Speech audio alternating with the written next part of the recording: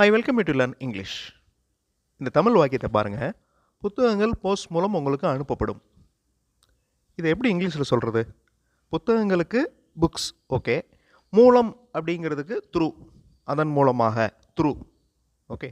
அனுப்புறதுக்கு சென்ட். அதுக்கடுத்து அனுப்பப்படும் அப்படிங்கிறது இனிமேல் செய்ய போகிற ஒரு செயல்.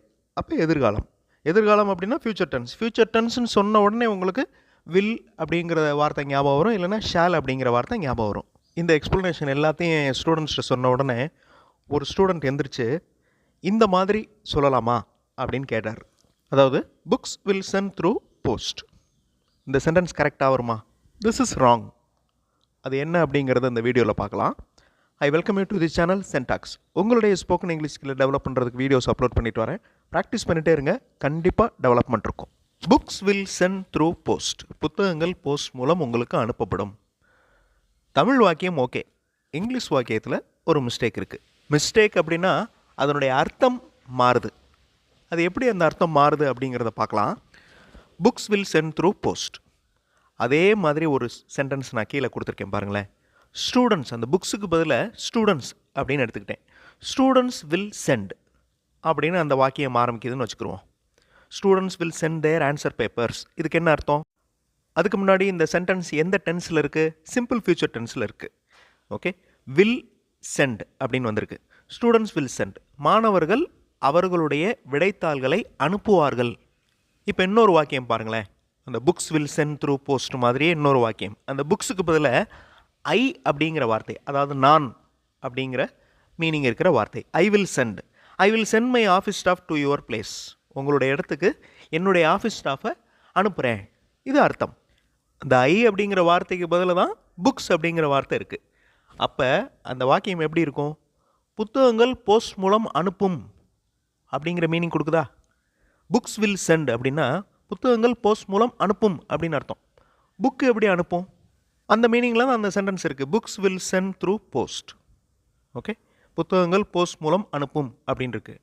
ஆனால் நம்மளுடைய வாக்கியம் புத்தகங்கள் போஸ்ட் மூலம் அனுப்பப்படும் அப்படின்னு இருக்கணும்.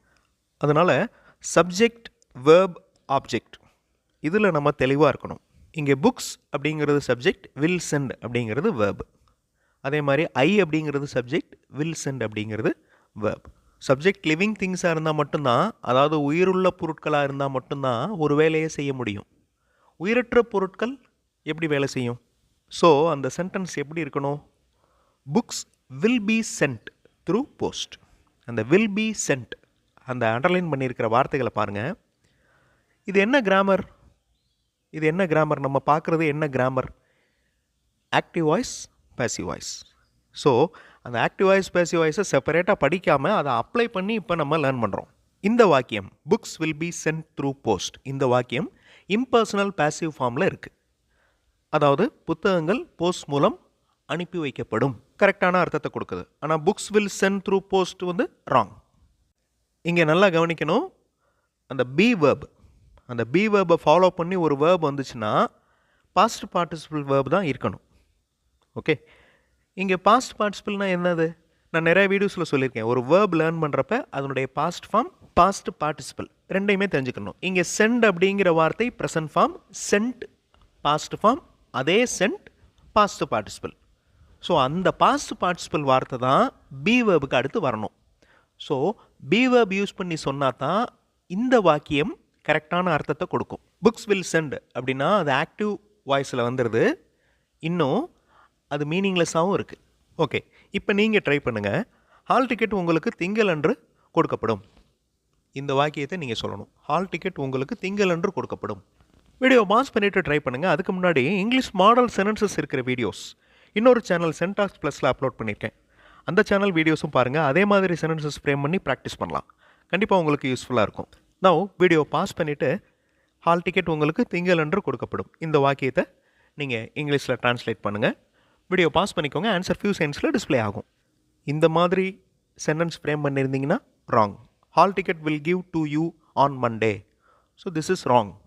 எதிர்காலத்தில் நடக்க இருக்கிற ஒரு செயல் தான் இதுவும். ஹால் டிக்கெட் உங்களுக்கு திங்களன்று கொடுக்கப்படும். So hall ticket will give அப்படின்னா ஹால் டிக்கெட்டே கொடுக்குது அப்படிங்கிற அர்த்தத்தை கொடுக்குது. So that is wrong, meaningless. Hall ticket will be given to you on Monday. So this is correct. Again இன்னொரு சென்டென்ஸ். ஃபைல்ஸ் அனைத்தும் எங்களால் அடுத்த வாரம் செக் செய்யப்படும். வீடியோ பாஸ் பண்ணிவிட்டு இந்த வாக்கியத்தை அந்த வில் பி யூஸ் பண்ணி ட்ரை பண்ணுங்கள். வீடியோ பாஸ் பண்ணிக்கோங்க. ஆன்சர் ஃபியூ சென்ஸில் டிஸ்பிளே ஆகும்.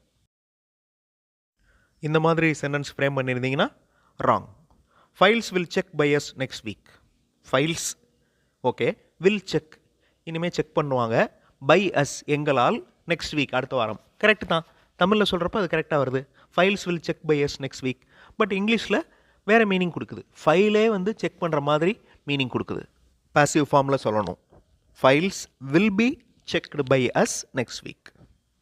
Files will be checked.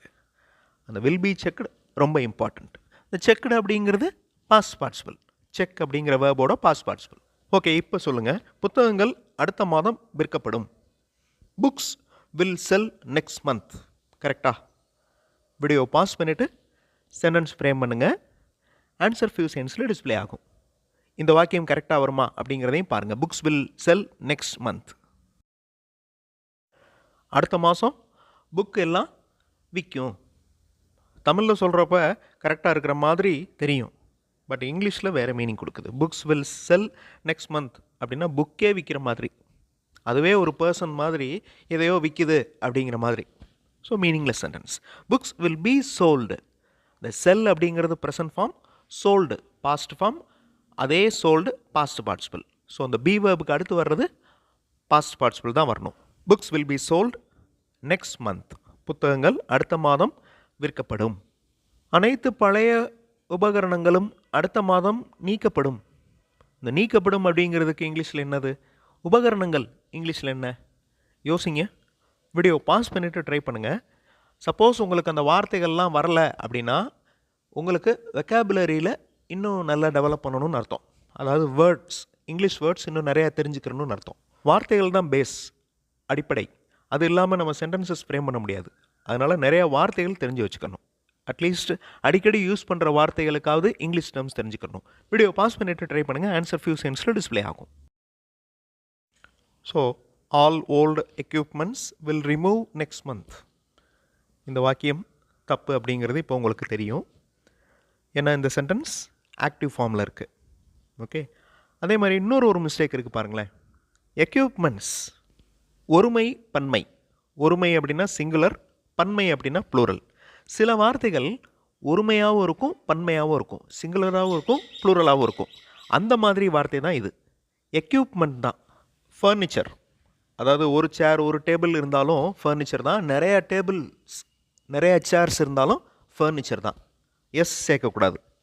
அதே மாதிரி ஒரு செய்தி இருந்தாலும் நியூஸ் தான், நிறையா செய்திகள் இருந்தாலும் நியூஸ் தான். அது மாதிரி தான் இதுவும். அதே மாதிரி இன்னொரு வார்த்தை சீனரி, சீனரிஸ் அப்படின்னு சொல்லக்கூடாது. ஓகே, அதே மாதிரி எக்யூப்மெண்ட்ஸ் அப்படின்னு வராது, எக்யூப்மெண்ட் தான். All old equipment, all old equipment will be removed. நீக்கப்படும். Removed next month. Okay, all old equipments will ரிமூவ்னு சொல்லக்கூடாது. That is meaningless. ஸோ இந்த மாதிரி மிஸ்டேக்ஸ் இனிமேல் உங்களுக்கு வராது.